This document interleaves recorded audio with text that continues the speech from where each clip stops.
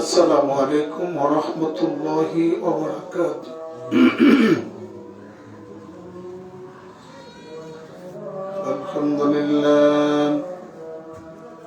আলহামদুলিল্লাহ নাহমাদুহু ওয়া নাস্তাঈনুহু ওয়া নাস্তাগফিরুহু ওয়া নাউযু বিল্লাহি মিন শুরুরি আনফুসিনা মান ইয়াহদিহিল্লাহু ফালা মুদিল্লা লাহু ومن يضلله فلا هادي له ونشهد أن لا إله إلا الله وحده لا شريك له الذي أرسله بالحق بشيرا ونذيرا وداعيا إلى الله بإذنه وسراجا منيرا أما بعد فقد قال الله تعالى في كلامه المجيد إن الله وملائكته يصلون على النبي يا أيها الذين آمنوا صلوا عليه وسلموا تسليما اللهم صل على مولانا محمد وعلى آل سيدنا مولانا সবা জবান খুলে মহব্বতে পড়ে আল্লাহুম্মা সাল্লি আলা مولانا محمد وعلى آل سيدنا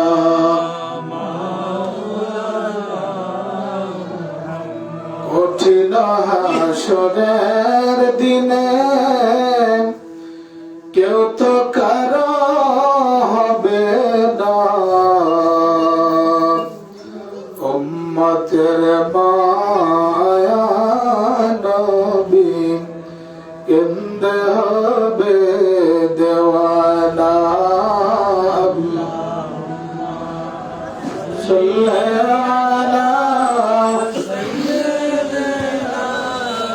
مولانا محمد وعلى آل سيدنا مولانا আরশে আজিম সেজদায় পড়ে কাঁদবেন নবীজি যারে যার মাফ করে দাও গো আল্লাহ উম্মত আমার গুনাহগার আল্লাহ উম্মা সাল্লি আলা সাইয়্যিদিনা মাওলানা ওয়া আলা আলি সাইয়্যিদিনা مولانا لا إله إلا الله لا إله إلا الله لا إله إلا الله لا إله إلا الله لا إله إلا الله لا إله إلا الله لا إله إلا الله লা ইলাহা ইল্লাল্লাহু মুহাম্মাদুর রাসূলুল্লাহ সাল্লাল্লাহু আলাইহি ওয়াসাল্লাম। মুআজ্জাজ মুহতারাম, সম্মানিত সাহাবে সদর, সম্মানিত মুসলমানে কেরাম, আমরা মহান রব আল্লাহ তাবারক ওয়া তাআলার দরবারে লক্ষ কোটি শুকর গুজার করছি যে মহান মনিব আল্লাহ তাবারক ওয়া তাআলা আমাদেরকে আজকের পবিত্র শুক্রবার জুমার দিনে জুমার নামাজ পড়ার জন্য আল্লাহ তাআলার ঘরে আসার বসার তৌফিক দিয়েছেন। আসুন সে আল্লাহকে খুশি করার নিমিত্তে হৃদয়ের সবটুকু আবেগ আর অনুগত উচ্ছ্বাস করে হৃদয়ের গভীর থেকে কালেমাতু শুকর আদায় করছি। আমরা পড়ছি আলহামদুলিল্লাহ। লক্ষ কোটি তার চেয়ে কোটি গুণ বেশি দরুদ আর সালাম প্রেরণ করছি আল্লাহর সৃষ্টির প্রধান আকর্ষণ, কুল কায়নাতের নবী, নবী কুলের সম্রাট, দু জাহানের বাচ্চা, আফতাবে নবুয়ত, শাহানশাহে রিসালাত, নূরে মুজাসসাম, নূরুল আলা নূর, নবী মুহাম্মদুর রাসূলুল্লাহ সাল্লাল্লাহু আলাইহি ওয়াসাল্লামের কদম মোবারকে, যাকে আল্লাহ পাক আজ থেকে ১৫০০ বছর আগে সর্বশ্রেষ্ঠ সর্বশেষ নবী কিংবা রাসূল করে পৃথিবীতে প্রেরণ করেছেন, যার পরে আজ পর্যন্ত পৃথিবীতে এখনো পর্যন্ত নবী কিংবা রাসূল আসে নাই, কিয়ামত পর্যন্ত আর আসবে না। সে রাসূলের উপর লক্ষ কোটি দরুদ আর সালাম প্রেরণ করছি। আমার রাসূল সোনার মদিনা থেকে আমাদের দরুদ ও সালাম কবুল করেন, আমরা বলি আমিন। আর জোরে বলে আমিন। সম্মানিত সুধী, আমরা মানুষ হিসেবে আমাদের ভুল, আমাদের গুনাহ, আমাদের অন্যায়, আমাদের অপরাধ থাকতেই পারে।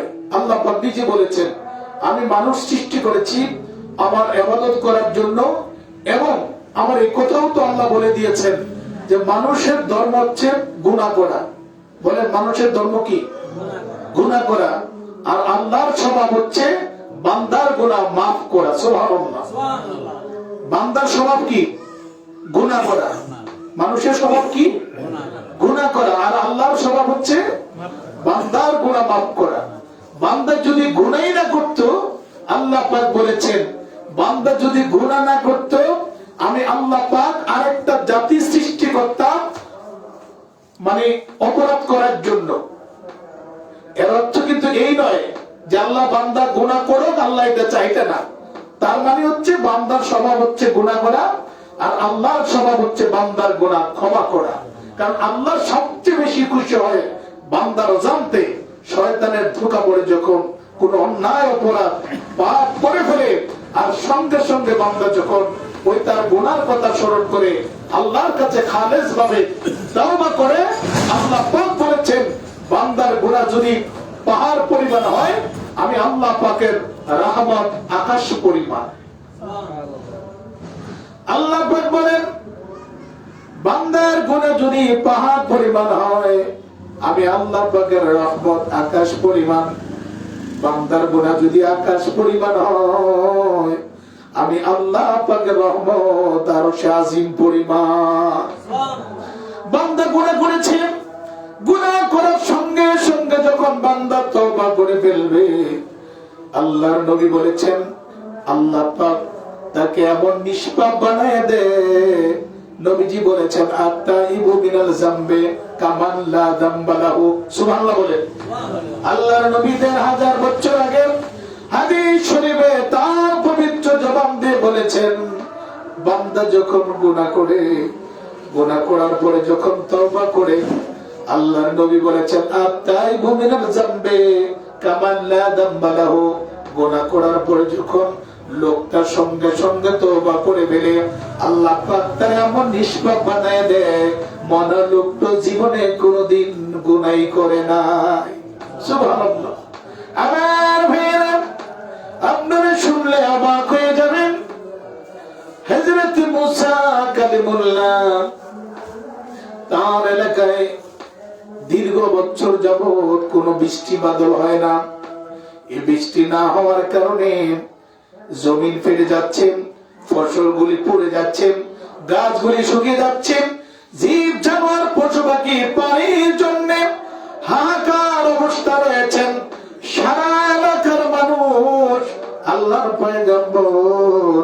মুসা কালিমুল্লাহর কাছে গিয়ে বললেন, ও আল্লাহর পয়গম্বর, আপনি তো আল্লাহর নবী মুসা, আপনি আমাদের জন্য একটু দোয়া করেন। আপনি দোয়া করতে দেরি হবে, আপনার দোয়াটা আল্লাহ কবুল করতে দেরি করবে না। সুবহানাল্লাহ বলেন। সম্মানিত সুধী ভাইরা আমার, সারা এলাকার মানুষ যখন মুসা নবীর কাছে গিয়ে আরাধনা করলেন, আরজ করলেন, দরখাস্ত দিলেন, আল্লাহর পয়গম্বর মুসা সিদ্ধান্ত নিলেন, লোকেরা শুনে রাখো, আগামীকাল ওই খোলা মাঠে গিয়ে আমরা হাজির হব। ওই খোলা মাঠে গিয়ে 2 রাকাত ইস্তিসকার নামাজ পড়ব। মানে বৃষ্টির জন্য নামাজ। জোরে বলেন, কিসের নামাজ? বৃষ্টির জন্য নামাজ পড়া। আল্লাহর নবী বলেছেন এটাকে বলা হয় ইস্তিসকার নামাজ। বৃষ্টি না হলে, খরার কারণে বৃষ্টির জন্য 2 রাকাত নামাজ পড়ে আল্লাহর কাছে বৃষ্টির জন্য দোয়া করা। আল্লাহর নবী মানুষ যখন বৃষ্টির জন্য খোলা আকাশের নিচের মধ্যে 2 রাকাত ইস্তিসকার নামাজ পড়বে, আর নামাজ পড়তে দেরি 2টা হাত তুলে যখন রব্বুল আলামিনের কাছে দোয়া করবে, আমার আল্লাহ পাক আকাশ থেকে রহমতের বৃষ্টি দিয়া দিবে। সম্মানিত সুধী ভাইয়েরা আমার, এলাকা যখন বৃষ্টি হয় না, সমস্ত লোক মুসা নবীর কাছে আরাধনা করলেন। মুসা নবী সিদ্ধান্ত নিলেন, লোকেরা শুনে রাখো, আগামীকাল দুপুর বেলায় আমরা ইস্তিসকার নামাজ পড়ব। ওই খোলা আকাশে নামাজ পড়ে আল্লাহর কাছে দোয়া করব, আল্লাহর কাছে রহমতের বৃষ্টির জন্য প্রার্থনা করব। সিদ্ধান্ত হয়ে গেল। পরের দিন এলাকার ছোট বড় সমস্ত মানুষগুলি ওই মাঠের ময়দানে যখন হাজির হলো, হাজির হওয়ার পরে 2 রাকাত নামাজ পড়েছেন। নামাজ পড়ার পরে আল্লাহর পয়গম্বর মুসা 2টা হাত রব্বুল আলামিনের কাছে সকলকে নিয়ে দোয়া করলেন। দোয়া করছে কিন্তু বৃষ্টি হয় না। সুবহানাল্লাহ বলেন। কারণ হাদিস আছে, কুল্লু আম্বিয়া মাসুম, সমস্ত নবীরা নিষ্পাপ, এদের কোনো গুনাহ নাই।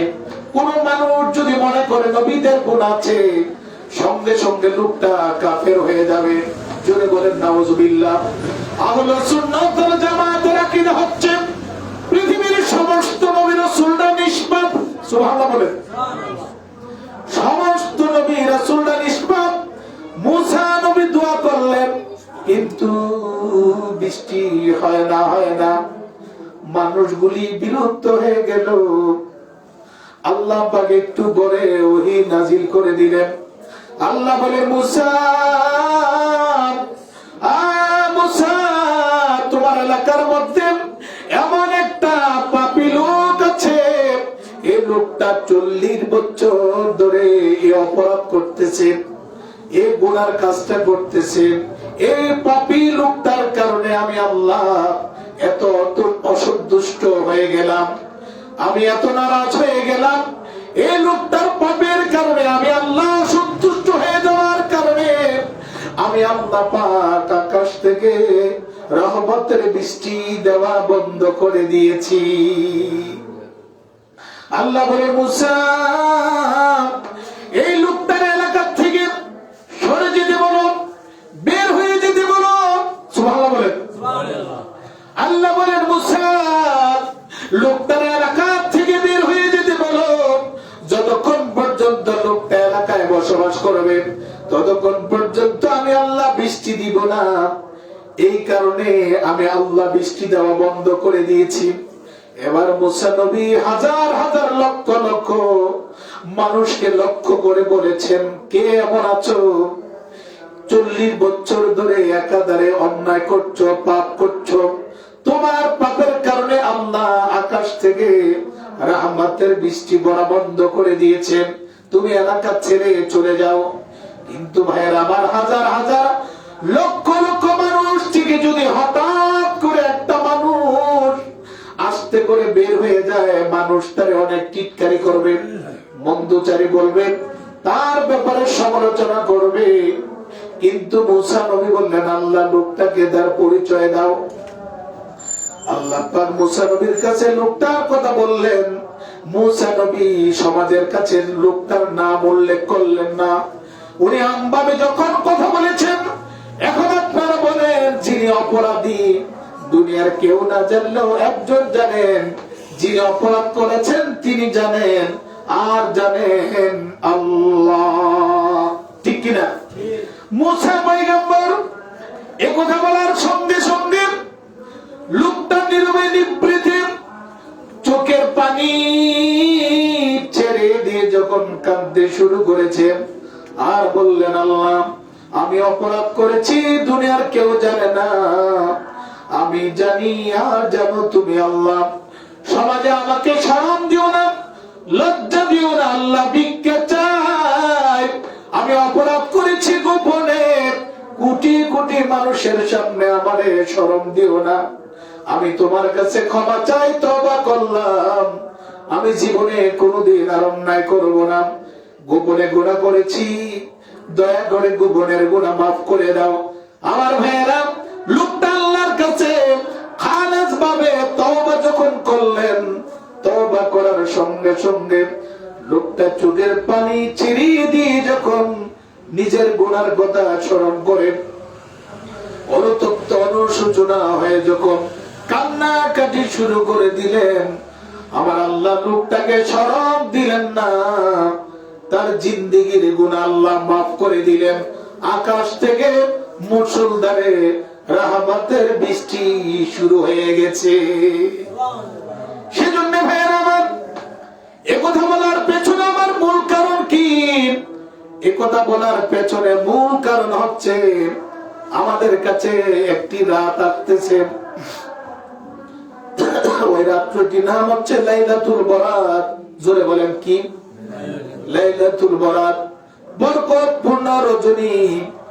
এই রজনীতে আল্লাহর নবী সারা রাত জেগে জেগে নামাজ পড়েছেন, ইবাদত করেছেন। মা আয়েশা সিদ্দিকাকে ডেকে বললেন, আয়েশা তুমি জানো কি না আজকের এই রাতটার ব্যাপারে? মা আয়েশা সিদ্দিকা বললেন, ইয়া রাসূলুল্লাহ, ইয়া হাবিবাল্লাহ, এই ব্যাপারে আল্লাহ তার রাসূল ভালো জানেন। আল্লাহ নবী কয়, আয়েশা আজকের বরকতপূর্ণ রজনীতে আল্লাহ পাকের রহমত প্রথম আসমানে হাজির হয়ে যায়।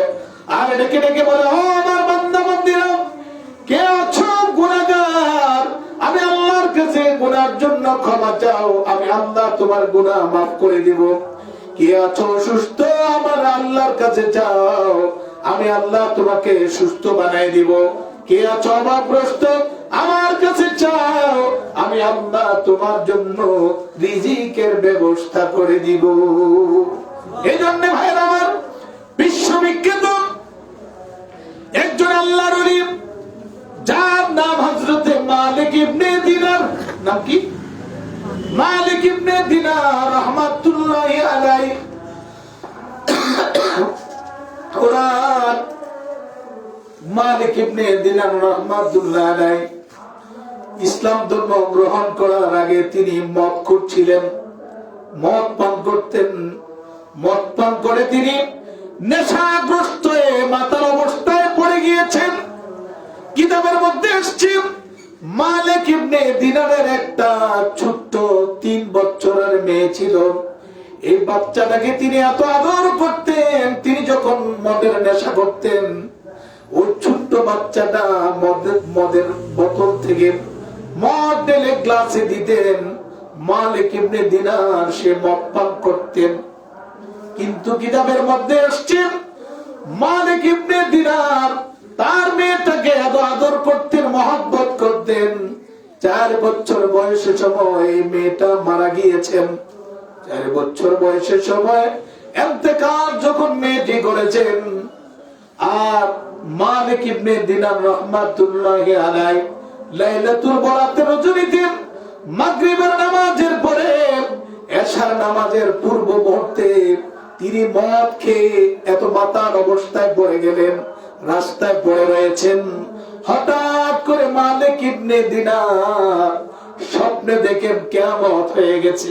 সুবহানাল্লাহ বলে, কি হয়ে গেছে? মালিক ইবনে দিনার স্বপ্নে দেখেন কিয়ামত হয়ে গেছে। মানুষগুলি কবর থেকে উঠে আসরের ময়দানের দিকে মালিক ইবনে দিনার তাদের পিছনে পিছনে দৌড়াইতেছে। মালিক ইবনে দিনার দৌড়াইতে দৌড়াইতে দৌড়াইতে দৌড়াইতে সামনে গিয়ে দেখেন বিশাল বড় একটা সাপ হা করে রয়েছেন তাকে ছোবল মারার জন্য। কি মারার জন্য? ছোবল মারার জন্য, খাওয়ার জন্য।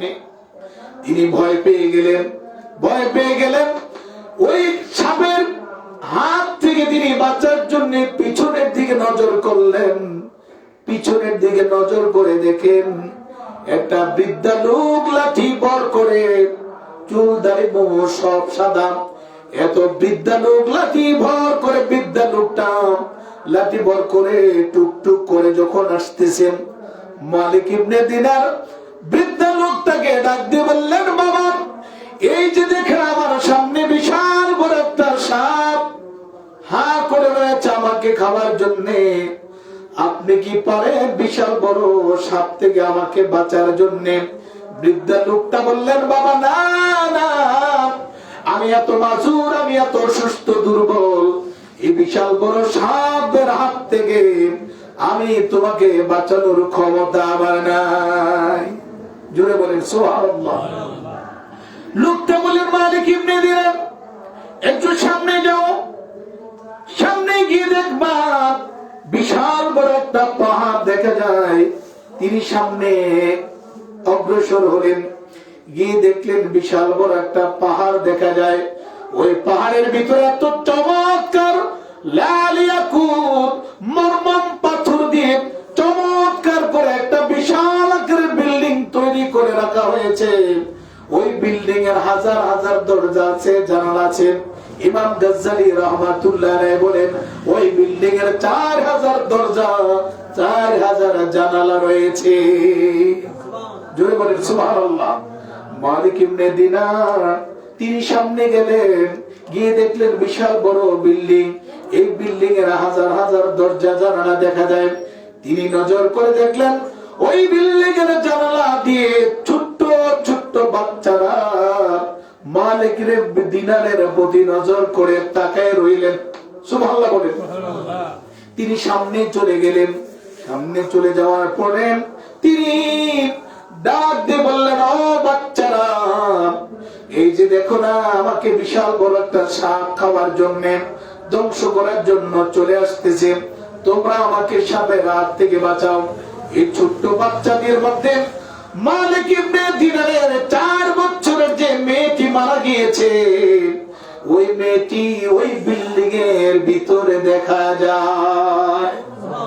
ওই বাচ্চাটি কোরআন তেলাওয়াত করছে। কি করছে? ভাইরা আমার, এই ঘটনা শাবান মাসের 14 তারিখ দিবাগত রজনীতে ঘটনাটি ঘটেছে।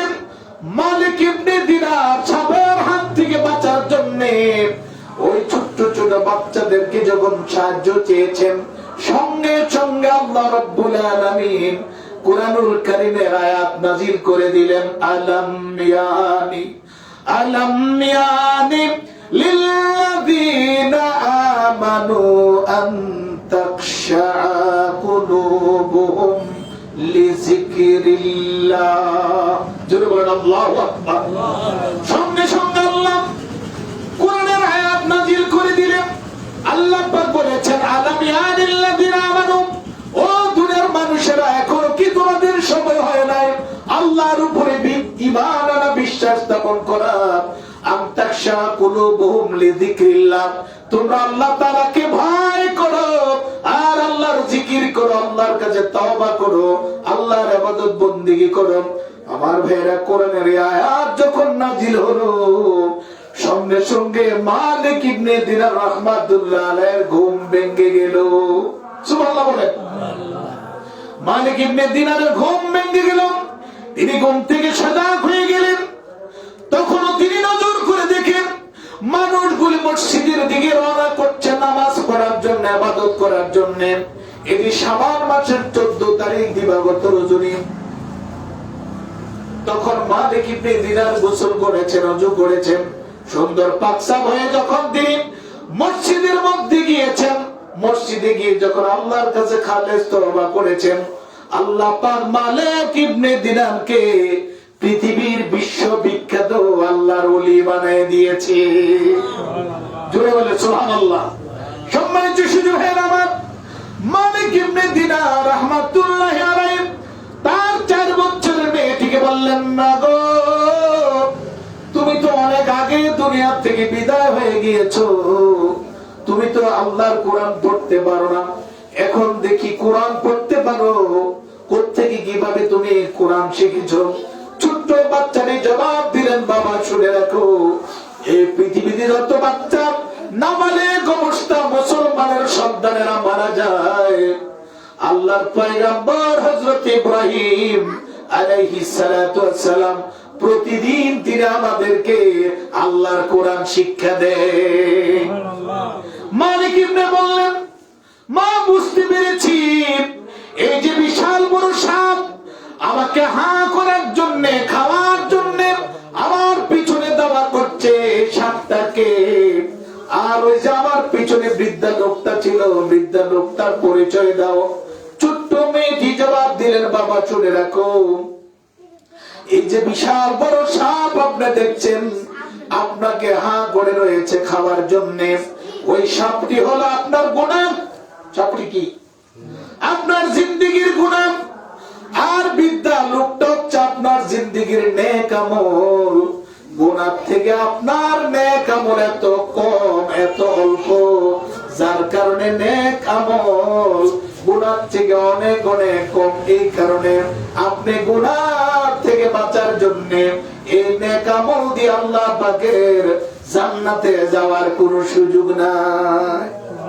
গুনাহ থেকে নেক আমল আপনার এত দুর্বল, গুনাহ থেকে বাঁচার কোনো সুযোগ নাই।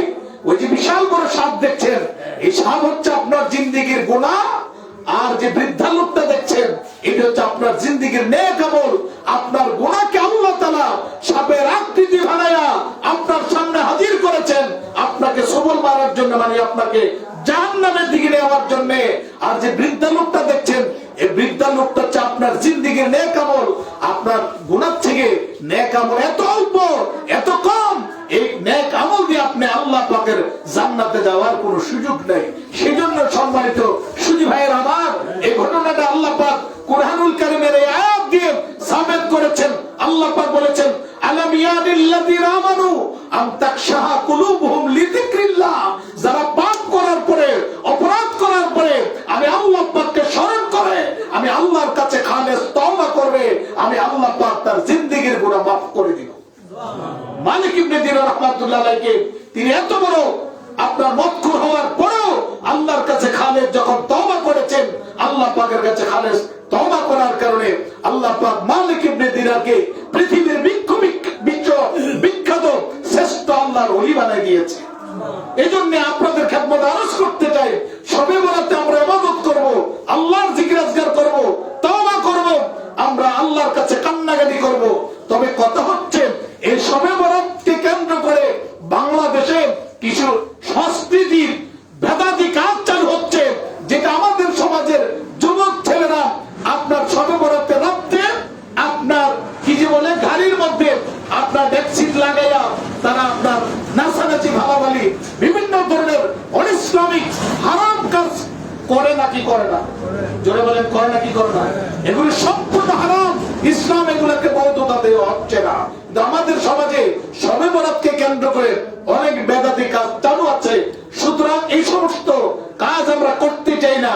যেটা শরীয়ত সম্মত, কোরআন এবং সুন্নাহর মধ্যে আছে, রাসূল সাল্লাল্লাহু আলাইহি নির্দেশিত, সাহাবায়ে কেরাম থেকে স্বীকৃত, হক্কানি আলেম ওলামা থেকে স্বীকৃত, সেই কাজ আমরা করতে কোনো অসুবিধা আমাদের অসুবিধা আছে? সেজন্য আমাদের কাছে লাইলাতুল বরাতের রজনীটা খুবই গুরুত্বপূর্ণ একটি রাত্র। আমরা চেষ্টা করব সে শবে বরাতের রাত্রে আমরা জিকির আজকার, তাওবা, ইস্তিগফার, ইবাদত বন্দেগী করার জন্য। আল্লাহ সুবহানাহু ওয়া তাআলা আমাদের সকলকে এই শবে বরাতের গুরুত্ব আমাদেরকে বুঝার তৌফিক দান করুক এবং শবে বরাতের রাত্রে ইবাদত করে আল্লাহ পাকের নৈকট্য হাসিল করার তৌফিক আমাদেরকে দান করুক। আমরা বলি আমিন। ওয়া আখিরু দাওয়ানা আনিল হামদুলিল্লাহি রাব্বিল আলামিন। ওয়াসসালামু আলাইকুম ওয়া রাহমাতুল্লাহি ওয়া বারাকাতুহু। আমরা যারা সুন্নাত